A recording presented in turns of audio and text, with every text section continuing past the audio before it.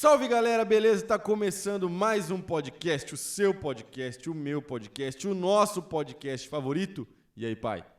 E aí, filho, tudo bem? Beleza? Como é que você tá? Eu tô bem e eu estava ontem. Hoje eu estou ótimo. Amanhã, excelente. Na semana que vem, andando no sobrenatural. E na próxima, surfando na nuvem da glória. Que isso, o cara tá fenômeno nas aberturas de podcast. Olha só. Hoje tem que falar o que é bom, tem que falar o que é positivo. É verdade. De notícia ruim já tem um monte já, um pessoal, monte de aí. coisa errada. É isso aí. Olha só. Hoje é um dia muito especial. É um dia muito massa. Fala sério. Porque hoje, além da gravação do podcast que nós estamos fazendo aqui, nós estamos aí pertinho da final do Campeonato Paulista. E o São Paulo ganhou de 3-1 do Palmeiras e o título tá quase lá, hein? Tá com uma mão na taça, posso dizer assim. Se fizer a lição de casa, tá tudo feito. Você viu que eu vim de verde, né? Eu vi, mas em nome de Jesus isso não é profético. Tô brincando. Pai, hoje você vai mandar um salve pra quem? Eu quero mandar um salve muito especial hoje pro meu amigo lá do Japão, Eli Miura, meu brother, que eu tô com muita saudade dessa galera lá. Faz 2 anos que a gente não se vê, que a gente não se conversa, a não ser pela internet toda semana, mas pessoalmente já passou de 2 anos que a gente não se conta. Eli Miura, Lu Miura, Kendão, a esposa, o Brunão, a esposa Yumi e assim toda a galera lá do nossa igreja de Higashiura, o pessoal também lá de Fuji, pessoal de Handa, pessoal de Komaki e assim por diante. Hoje vai bem para longe o meu É isso abraço. aí, um salve para nossa galera do Japão, porque é uma galera muito massa, tô com saudade Sim. deles também, com certeza. Inclusive, sabe que eu tenho uma meta, né? Você sabe Sim. disso. É uma das paradas assim, sabe aquela lista que você tem, coisa que você tem que fazer na sua vida, assim, tipo, objetivo? Eu vou subir o Monte Fuji. Agora ficou difícil para você, porque a época de subir o Monte Fuji é só julho ou agosto. E agora você vai ser pai em agosto. Não, só ano que vem. Aí no outro ano o Tito vai estar fazendo 1 ano. Não, mas aí em 2023, com 1 ano, ele já aguenta o avião, não aguenta, será? Acho que aguenta. A gente dá um jeito, mas eu vou... Bom, eu tenho tempo, mas eu vou subir o Monte Fuji. Preparar fisicamente. Eu vou subir. A pastora Esther, salve para o pastor Esther. Deus abençoe, pastora. A Pastor Moisés e Esther. A Esther sobe todo ano. A esposa do pastor Moisés, ela subiu, disse que é uma experiência incrível. E eu vou comprar uma câmera, lá no Japão, eu vou comprar uma câmera, vou registrar tudo. Fala aí, coroa. Vou registrar tudo e eu vou postar no YouTube eu subi no Monte Fuji. Vai ser bom, vai ser legal. Vai ser brabo. Olha só, pai. Vamos direto pro tema de hoje, Bora, então? vamos direto. Você sabe muito bem, melhor do que eu, que o evangelho de João é um evangelho diferente dos outros evangelhos. Sim. Não é verdade? Para quem é novo na fé, nós temos 4 evangelhos na Bíblia. Sim. Mateus, Marcos, Lucas e João. Qual foi escrito primeiro? Marcos. Que isso, cara, sabe de cabeça, é isso mesmo. O evangelho de Marcos é o evangelho que foi escrito primeiro. Inclusive serviu de base, de fonte de pesquisa até mesmo para o evangelista, para os outros 3 e principalmente para o evangelista Lucas, que fez uma pesquisa profunda ao escrever o seu evangelho, que também é um evangelho incrível. Eu gosto muito do evangelho de Lucas. Eu fico dividido entre o evangelho de Lucas e o evangelho de João. É o mais completo e tem mais detalhes. Qual é o seu favorito? Eu gosto de Lucas, mas eu quase decorei o evangelho de João. Olha só. Acho que eu decorei uma época. Teve uma época que acho que você sabia de cor mesmo. Vamos ver se você lembra alguma coisa de cor, pai? Vamos lá. Ao vivo. Olhando para essa câmera aqui. Vai. Vamos lá. João, capítulo 1, versículo 1. Que isso? Aí é moleza. Não, mas aí você vai até onde você lembra. Não, eu vou o que você quiser. Pode citar qualquer coisa. Não, aí coisa não, eu exagerei. Não, vai. Mas no princípio era o verbo estava com Deus, o verbo era Deus. Todas as coisas foram feitas por intermédio dele, sem ele nada do que foi feito se fez. Houve um homem enviado de Deus cujo nome era João e vai para frente aí. Esqueceu, cara? Esqueci não. Não, tá aqui, é que eu não vou ficar recitando, não, tem muita coisa para caminhar. Então, olha só. Você pode tocar no assunto que eu acho que eu ainda, qualquer assunto que você tocar aí no Evangelho de João, acho que eu vou lembrar. Jesus, ele faz uma oração incrível. É verdade. Em João, capítulo 17. Oração sacerdotal. Uma oração maravilhosa, uma oração linda, uma oração que ela atinge a nossa vida, atinge os seus seguidores, os seus discípulos, certo? Certo. Pois bem, existe uma parte dessa oração que eu gosto muito, que primeiro é a parte que Jesus fala aqui no versículo 8. Pois eu lhes transmiti as palavras que me deste. Ele está falando com o Pai. E eles as aceitaram. Eles as reconheceram de fato.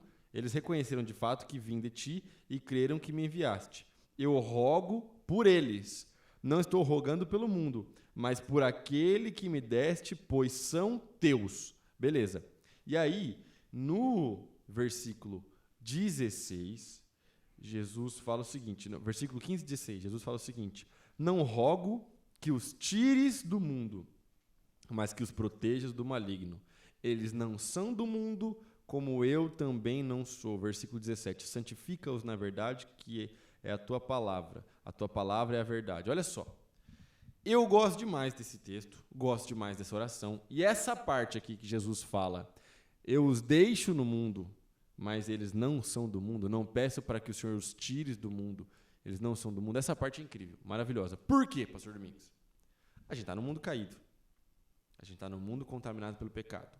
A gente sabe muito bem que, infelizmente, o pecado contaminou a criação como um todo.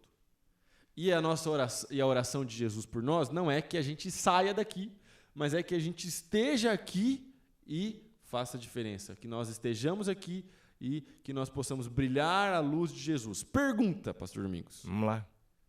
Dentro da oração do Senhor Jesus Cristo e dentro das palavras de Jesus nos evangelhos, como nós podemos estar aqui nesse mundo e não deixarmos nos contaminar com as coisas desse mundo? Como nós podemos ter contato? Porque a gente tem que ter contato com as coisas desse mundo, mas não fazer parte dele. Antes de responder a pergunta, deixa eu falar. Essa oração de Jesus é a mais completa que encontramos nos evangelhos. Com certeza. Porque as pessoas, de um modo geral, desenvolveram uma cultura de que a oração de Jesus era o Pai Nosso.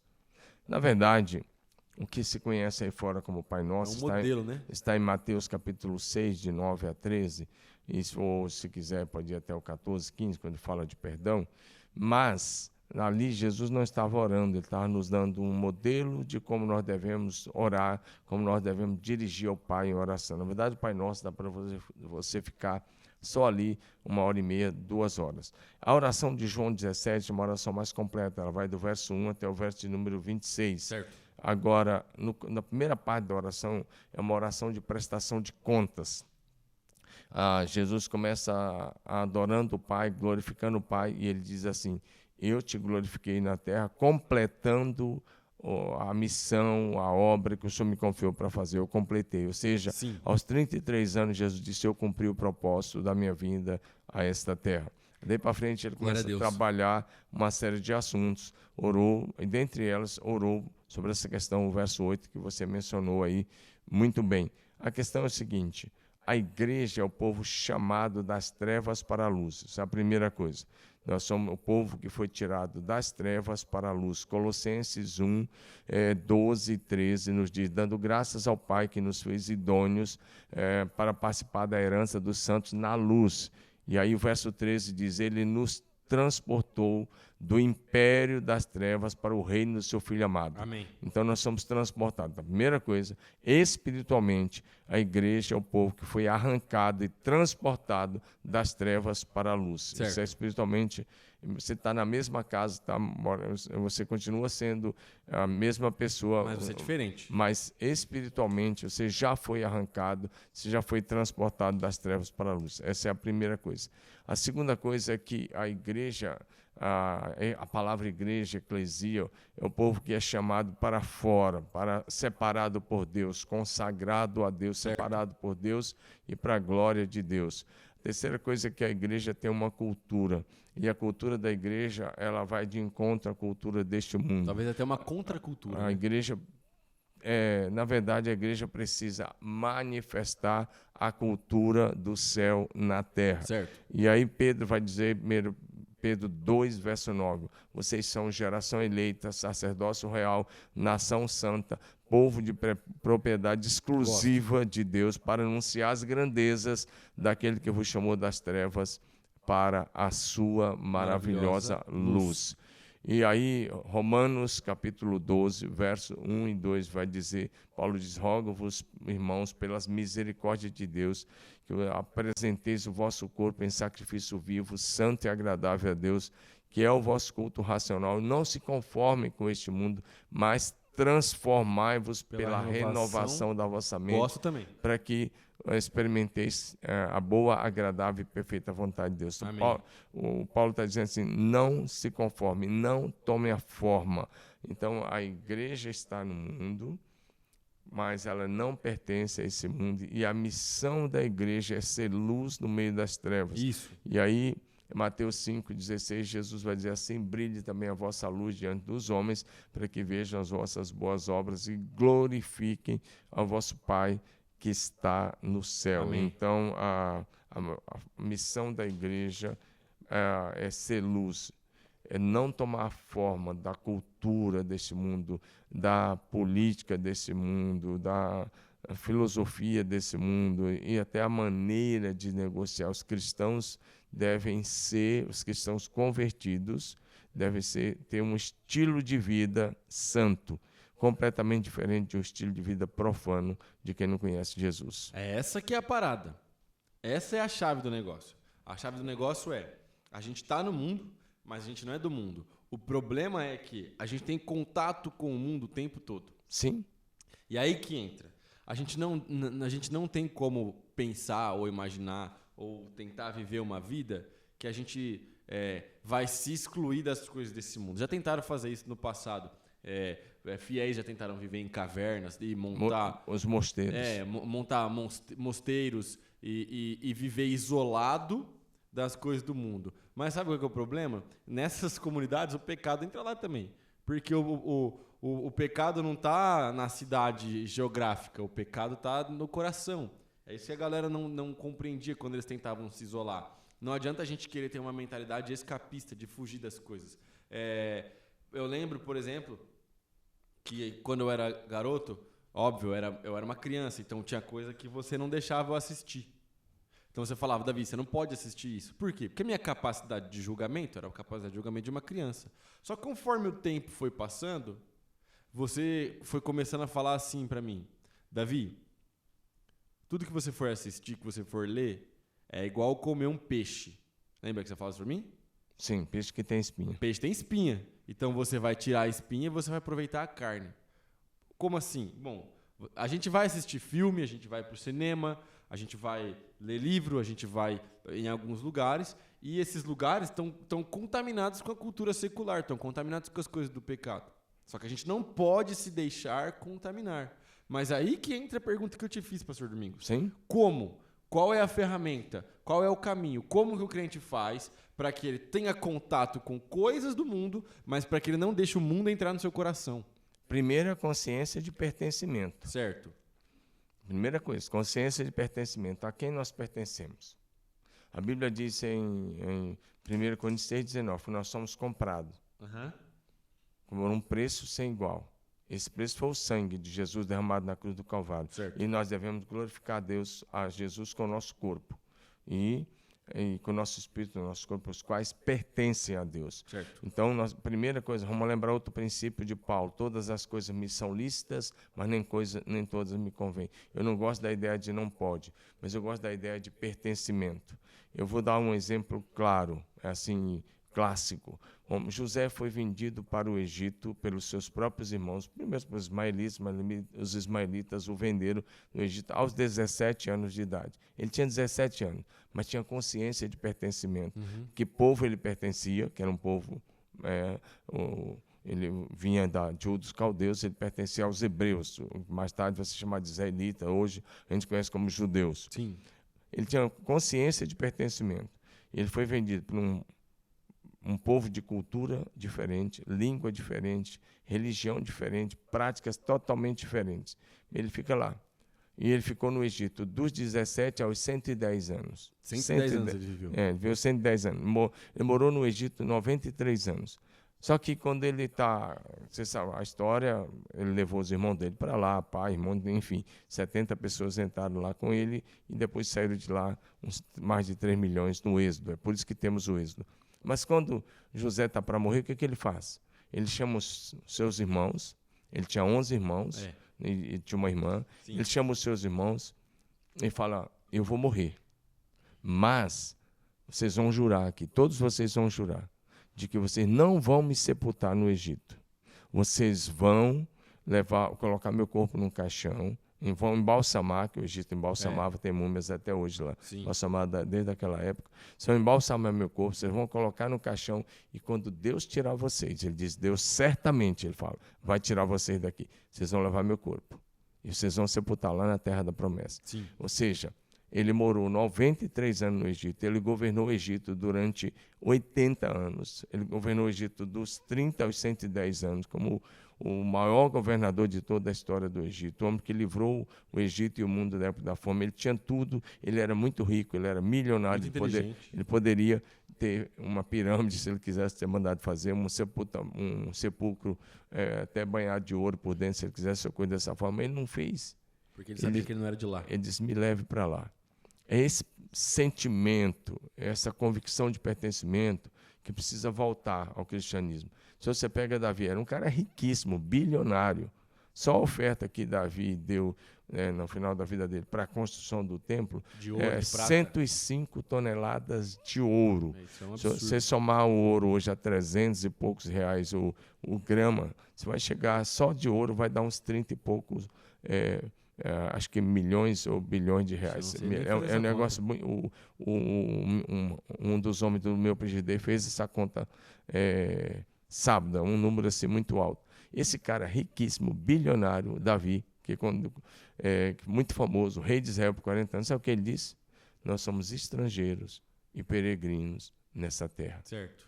Ou seja, quando você lê o Salmo 23, que começa, o Senhor é meu pastor e nada me faltará, vai. Quando chega no último versículo, ele diz assim, e habitarei na casa do Senhor para todo sempre. A convicção de Davi nós somos estrangeiros, nós somos de passagem. A vida, como ele diz, é como uma brisa. O Isaías vai dizer, é como a flor da erva, que nasce de manhã à tarde, murcha e seca. E Davi diz, a vida é muito breve, mas a nossa pátria é o céu. Habitarei na casa do Senhor para todo sempre. Então nós precisamos saber e ter convicção de que pátria nós pertencemos. Sim. Quando você sabe de que pátria você pertence, você fala, bom, eu sou brasileiro de nascimento físico, mas espiritualmente eu sou cidadão do céu. E aí, quando você tem isso, você tem que saber também a segunda coisa, que mensagem nós somos portadores? Bom, os cidadãos do céu são portadores da mensagem de Deus. São sal da terra e são luz do mundo. Teologia escapista não é conosco. Se isolar não é conosco. Por quê? Não tem nenhum poder no isolamento. No isolar, você se esfria. Agora, o que é mais sério disso é que o sal, ele diz que vocês são o sal da terra. Ou seja, o sal, para dar o sabor, tem que ser colocado no meio do alimento. Sim. A luz, para brilhar, tem que ser colocada no alto. Aqui está iluminado. Por isso está claro aqui. Sim. Agora, Jesus disse, a luz tem que colocar no alto. Aí ilumina, todos estão na casa. É impossível esconder uma cidade edificada sobre um monte. Sim, é o mesmo texto, né?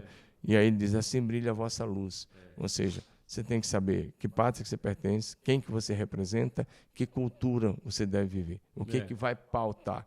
E um cristão tem que saber o que vai pautar. Seus pensamentos, seus olhares, suas palavras, suas ações, seus sentimentos, Sim. suas atitudes, Sim. o que você ouve. Quando a gente falava aquelas coisas, cuidado com isso, com aquilo, e o que eu tentava ensinar, quando eu falei algumas coisas, é igual comer peixe, então, a ideia era aquela, de ler de tudo ou reter o que é bom. Sim. Ficar só com o que é bom, o que não é, que é ruim.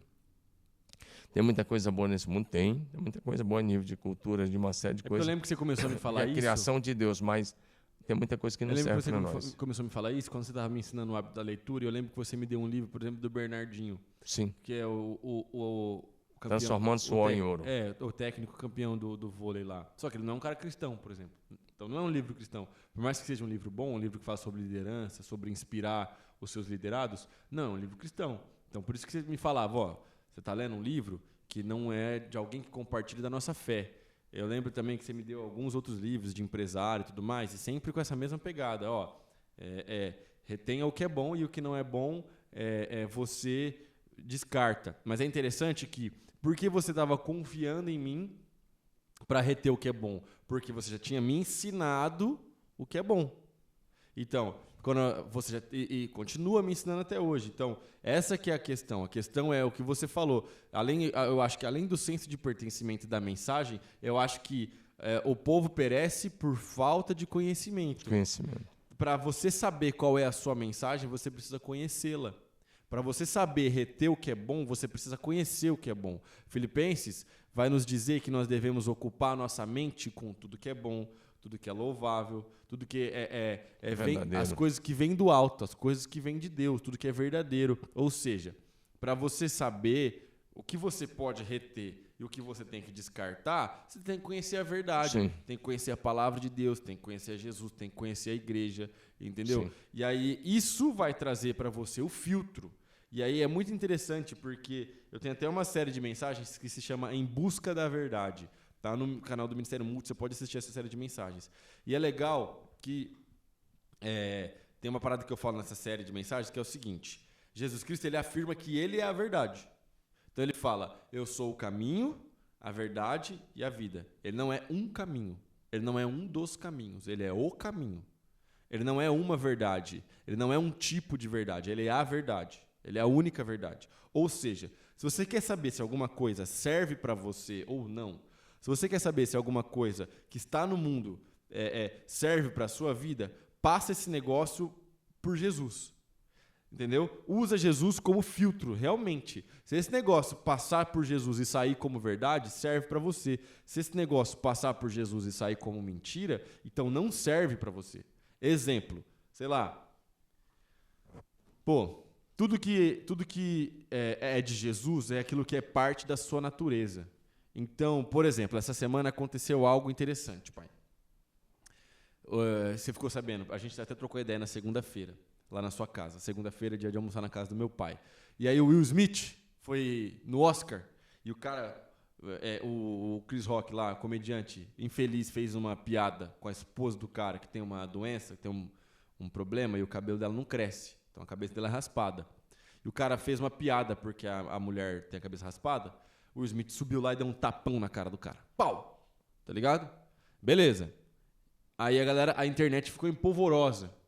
Porque a internet ficou tipo assim, olha só, o cara é o defensor da esposa dele. O cara é o defensor da família. E eu, Davi, fico tentado a pensar desse tipo de coisa. Por quê? Porque um dos meus pontos fracos é exatamente ser um cara cabeça quente. Eu lido com isso e é o meu ponto fraco, é o espinho na carne, sacou? Eu preciso lidar com isso. Mas, quando a gente passa isso por Jesus, para saber se isso é verdade ou não, a gente volta pro Sermão do Monte. Aí a gente vai ver que, na verdade, o forte não é o cara que revida, o forte é o cara que dá a outra face.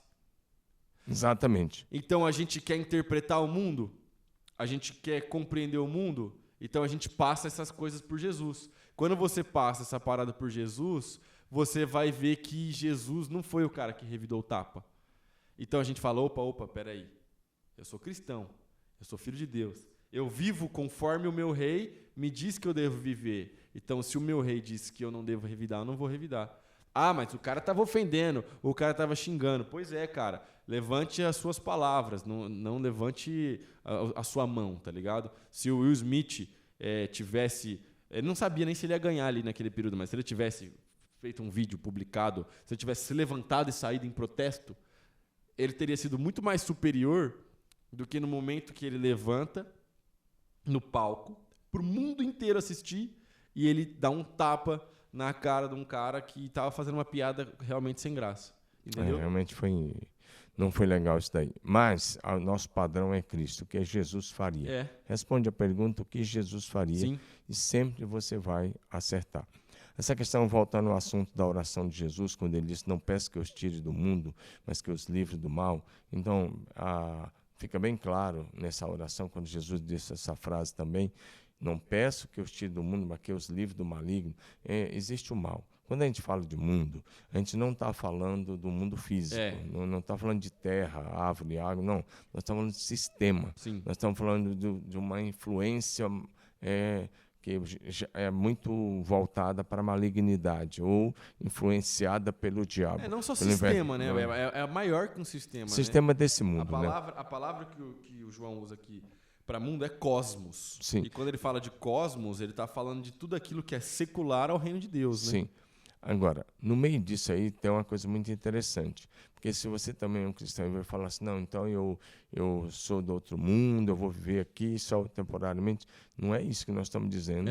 Você tem que sonhar, você tem que trabalhar duro, você tem que lutar, e você deve querer ser uma coisa, porque uma das promessas de Deus para o seu povo, lá em Deuteronômio 28, vocês serão cabeça e não cauda.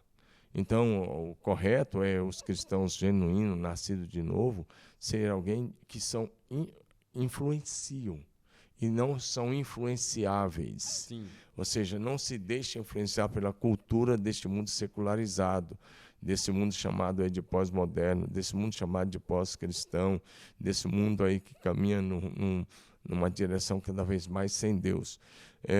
Quando a gente, mais uma vez, a expressão mundo, a maneira para onde a sociedade caminha. Sim. No meio de tudo isso, Deus, o Senhor está dizendo que Ele diz, vocês são luz, Ele está dizendo, as pessoas vão olhar para vocês e as pessoas precisam desejar o estilo de vida que vocês têm. Sim. O problema é que nós estamos vivendo um período que a moçada e os homens e as mulheres dentro das próprias igrejas, ao invés de serem luz, ao invés de deixar brilhar a luz de Jesus, ao invés de serem padrão de moralidade, padrão de ética, de integridade, de santidade, muitos deles estão copiando o sistema do mundo. Total. Isso fica muito claro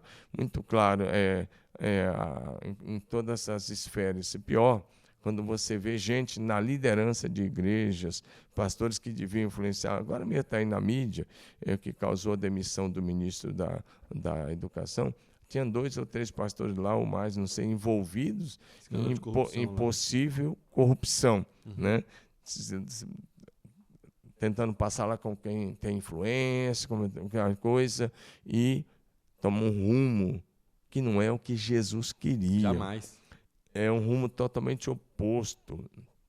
Gente que, ao invés de ser luz, está sendo simplesmente fazendo o papel das trevas. Fazendo um desfavor ao evangelho, na realidade. Estão atrapalhando a gente. Na verdade, é uma pregação contra. Estão atrapalhando a gente. Então, esse tipo de gente está aí. Mas isso é lobo com peles de ovelha. Gente Sim. que tem pele de ovelha, mas são lobos devoradores. Sim. Infelizmente. Agora, vamos voltar aqui, eu vou estar para esse lado aí, e é um lado que é bem terrível. Ou seja, não é isso que Jesus estabeleceu. Sim. Ele diz, vocês são sal, vocês são luz, vocês vão dar o sabor a esse mundo, vocês vão brilhar no meio das trevas, vocês vão ser cabeça, lá em Deuteronômio 28, vocês vão ser padrão, as pessoas vão olhar. É aquilo que Paulo disse em 1 Coríntios 11:1, sejam meus imitadores, como eu sou de Cristo. Sim. É aquilo que Paulo escreve aos Filipenses, capítulo 4, verso 9, quando ele diz, o que vocês viram em mim, o que vocês viram, o que vocês ouviram de mim, o que vocês receberam e o que vocês viram em mim, pratiquem. E o Deus da paz vai ser com vocês. Amém. Então, nós estamos precisando de gente padrão. Gente que quando fala, no outro dia não diz assim, não foi bem assim. Gente que quando fala, mesmo que sofra prejuízo, cumpre. Sim. Gente de palavra, gente de caráter, gente de integridade, gente que pratica justiça, gente santa. Embora muita gente não está praticando a justiça nesse país, mas os cristãos devem ser aqueles que praticam a justiça, que andam em retidão, que têm um estilo de vida santo, que têm um estilo de vida que glorifica a Deus e que é padrão para a sociedade ao seu redor. E eu gosto da continuidade. Quando Jesus fala, no versículo 18, que ele fala, assim como me enviaste ao mundo, eu os enviei ao mundo. Então Jesus não simplesmente a gente está aqui de boa, não. Jesus nos enviou. É um envio, é um id. É Jesus nos empurrando e falando, vai, pastor Domingos, vai, Davi, vai fazer o que vocês têm que fazer, vai, igreja, vai viver nesse lugar onde vocês estão aqui agora, mas façam a diferença, igual você falou, seja sal, seja luz, viva uma vida realmente diferente do que os outros estão vivendo. Aponte para Jesus, é um envio, e a gente precisa compreender esse envio, e esse envio, porque quando a gente fala de envio na igreja, a gente pensa na oração do missionário que está indo para outro país, né? Que o cara vai cruzar o oceano para pregar o evangelho em outro continente. E, na realidade, o envio é quando você acorda de manhã, tomou café com o seu marido, tomou café com a sua esposa, levou as crianças para a escola e você está indo para o seu trabalho. É o seu envio, é o seu campo missionário. Você é enviado ao mundo mas você não é parte desse mundo. E isso é maravilhoso. Eu tô com uma série de mensagens que eu vou pregar, pós-Deep Conference. A série de mensagens, sabe como ela chama, pai? Chama Simplesmente Cristão. Legal. Sabe por quê? Porque a gente fala muito sobre algumas coisas grandes que a gente quer viver, e glória a Deus por isso, mas a gente esquece de como Jesus e o seu relacionamento com Jesus tem que ter impacto no seu dia a dia. Tem que ter impacto na forma como você fala com a sua esposa, tem que ter impacto na forma como você faz negócio, tem que ter impacto na forma como você dirige. Tem que ter, entendeu? Simplesmente como Jesus. E como você é um ministro de Jesus 24 horas por dia, 7 dias por semana. Legal, esse é o caminho. O cristianismo é simples e é Cristo, nada mais, nada menos. Duas coisas nesse texto que você leu. Tem uma frase que quero voltar lá, quando ele diz: não peço que os tire do mundo, mas que os livre do maligno. Existe um maligno. Existe. E existe um mal, existem coisas ruins. Então, nós estamos nesse mundo, e aí por isso que o cristão precisa orar, vigiar, precisa estar em comunhão com seus irmãos de fé, precisa estar em unidade, Sim. porque existe o mal. E todos os dias você tem que saber que você vai ter que sair, você vai ter que lidar com o mal externo e o mal interno. O mal externo é toda a ação demoníaca, toda a forma de tentação que existe de dentro para fora, ou seja, aquilo que você vai entrar em embate, né? Que vai ter embate contra o seu sistema de crença, de fé, de vida. Mas existe o mal interno, que o mal interno é a velha natureza, aquilo que herdamos de Adão, a natureza caída. Você fala: mas eu nasci de novo. Nasceu de novo, sim, verdade, glória a Deus, aleluia. Mas quando você nasceu de novo, a sua velha natureza ela ainda permaneceu. Sim. Então, existe uma luta, uma batalha espiritual externa e uma batalha espiritual interna. É verdade. Todos os dias você tem que lidar com seus pensamentos. Todo dia o seu pensamento vem, todo dia você tem desejos, e você tem que lidar com os seus desejos. Todo dia você tem paixões, você tem que lidar e administrar. Até que ponto isso vai te influenciar? Até que ponto os seus desejos vão te levar a tomar decisões? Sim. E dependendo das decisões, vão ser decisões erradas. Todo dia você tem que lidar com os seus pensamentos, entre decidir seguir seus próprios pensamentos e seguir os pensamentos de Cristo.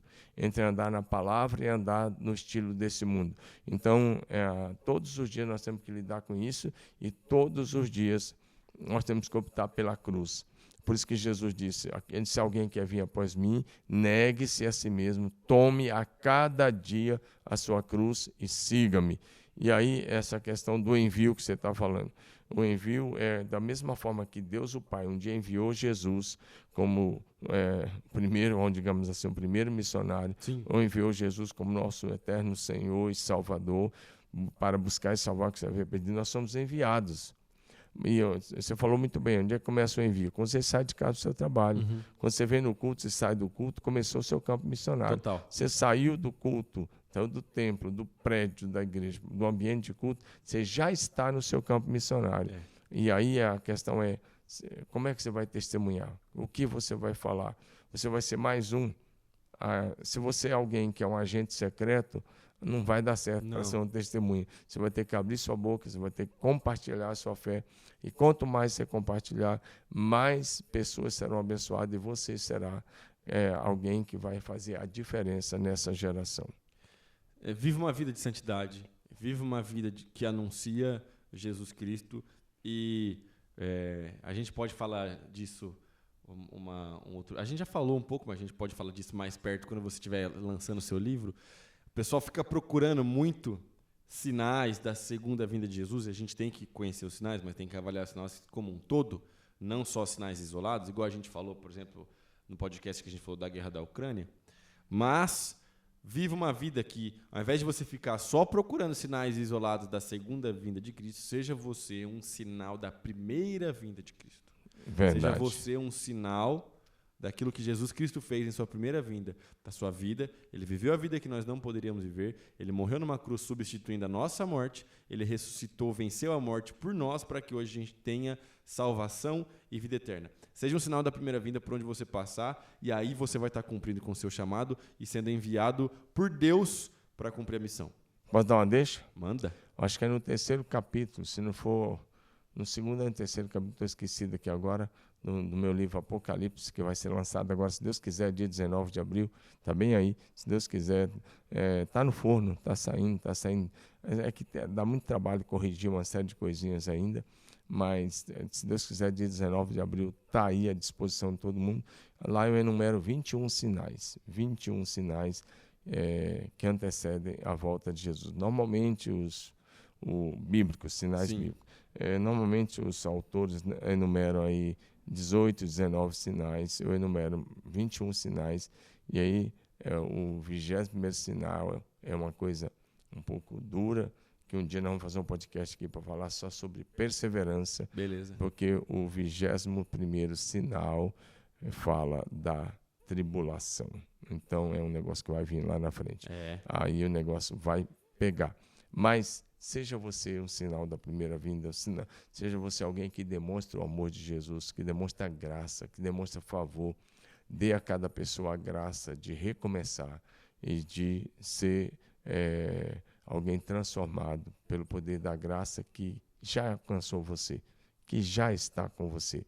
Que você seja alguém no poder do Espírito Santo, que viva com os pés na terra e o coração na eternidade. Tamo junto. Se inscreva no canal, deixa o seu like, comenta aqui. E, se você está no Spotify, envia para todo mundo, para todos os seus amigos. Segue a nossa página no Spotify. Que Deus te abençoe e fica firme com Jesus. É isso aí. Deus te abençoe e até o próximo. Graça e paz.